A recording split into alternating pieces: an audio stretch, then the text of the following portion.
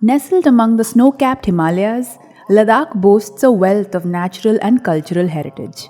Among these treasures is Pashmina, internationally acclaimed as one of the softest and extremely delicate luxurious yarns.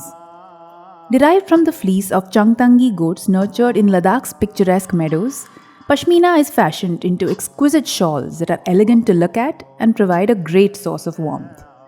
The Changpa, who rear these goats, lead a nomadic life as they keep moving with the seasons to provide sufficient grazing for their livestock.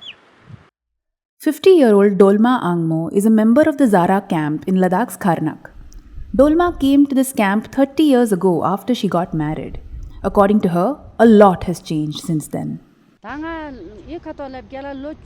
पहले एक camp में 80 से 90 परिवार होते थे, लेकिन अब सिर्फ 14 या 15 परिवार ही बचे हैं। 30 साल पहले जब मैं शादी करके इस कैंप में आई थी, तब हमें याक पे अपना सामान शिफ्ट करना पड़ा था।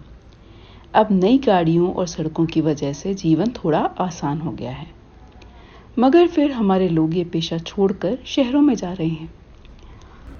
While people from her community and camp are migrating to cities in search of better opportunities, Dolma has decided to continue with the profession. स्वास्थ्य और शिक्षा जैसी सुविधाओं के मामले में इन कैंपों में बड़ी समस्या है। हमारे कैंप में एक नर्स है जो छोटी मोटी तकलीफ में दवाई दे देती है, लेकिन बड़ी ज़रूरत के वक्त हमें दूर जाना पड़ता है। ठंड में ये दिक्कत और बढ़ जाती है क्योंकि अधिकतर रास्ते बर्फ से ढके होने के कारण बंद होते हैं। कभी-कभी सरकार की तरफ से हेलीकॉप्टर भेजा जाता है, लेकिन वो सिर्फ बहुत इमरजेंसी सिचुएशन में होता है। पहले हमारे पास एक स्कूल था, लेकिन अब वो भी बंद हो गया है। इसलिए अगर हमारे लिए कोई स्थायी जगह होगी तो हमें बहुत मदद मिलेगी। Chunitanu also used to be a part of a Changpa camp similar to Dolma's. However, a few years ago, she decided to leave her camp for the city. पहले तो बहुत मुश्किल था क्योंकि बर्फ ज़्यादा गिरता है, ना उधर बीमार आएगा तो मेडिकल का कोई फैसिलिटी नहीं होता है, फिर बच्चा लोग पढ़ने का स्कूल नहीं होता है कि बच्चा लोग को उधर हमारे साथ ऐसे काम करेंगे तो बाद में बच्चा आएगा तो वो लोग भी कुछ भी ना ट्रेकिंग वाला आएगा ना अंग्रेज वाला आएगा, उन लोग को बात बोलना हिंदी ना जानता है ना लिखना नहीं आता है, वही बहुत मुश्किल होता है। फिर हम लोग सोचा अभी ये छोड़ के फिर इधर जाके थोड़ा लेबर का काम करेगा, बच्चा लोग भी पढ़ाएगा, फिर कुछ बन जाएगा सोच के फिर आगे। Climate change also poses a major challenge for the Changpas. Ladakh is a cold desert which is dependent on snowfall and glaciers for its water needs. Over the past few years, owing to erratic weather conditions, snowfall in the northern parts of Ladakh has decreased. Due to the rising temperatures in the upper regions, the glaciers are melting at an unprecedented rate.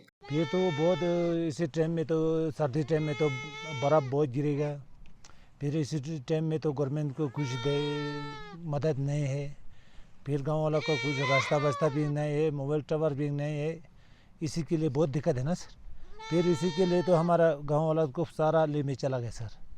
और घास तो पहले अच्छा है, फिर इसी साल तो ठीक है, फिर इसको पिछले साल ऐसे तो घास तो कम हो गया, पहले से बहुत कम हो गया sir.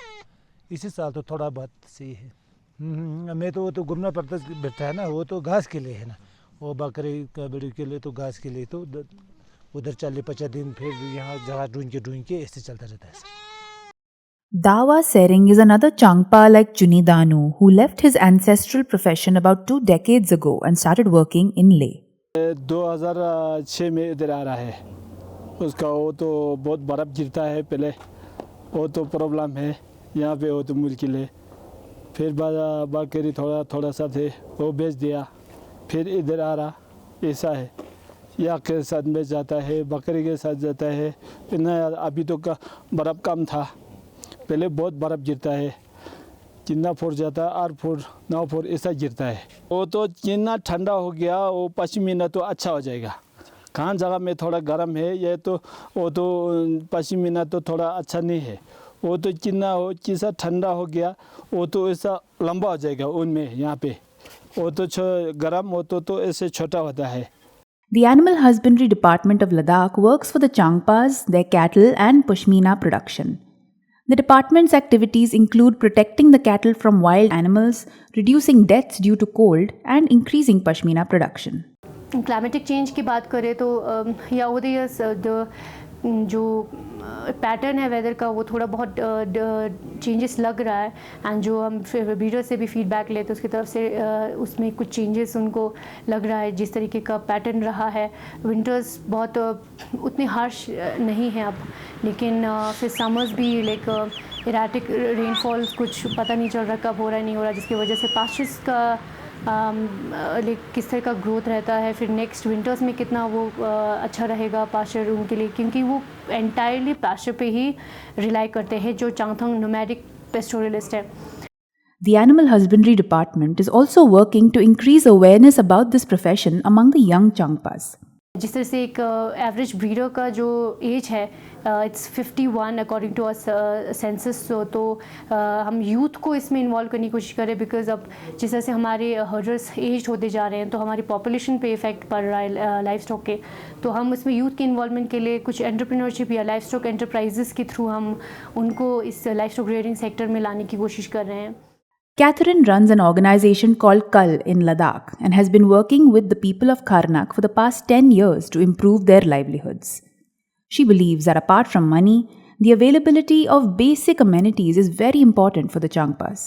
Rather than actually putting the prices up, they should create infrastructure here for the people who work so hard to supply this very rare raw material. The younger people that they are missing, it's the main issue, I think, because here the people always say there's no people. The difficulty is that they are still living fully nomadic, so they are moving around 7 times in a year.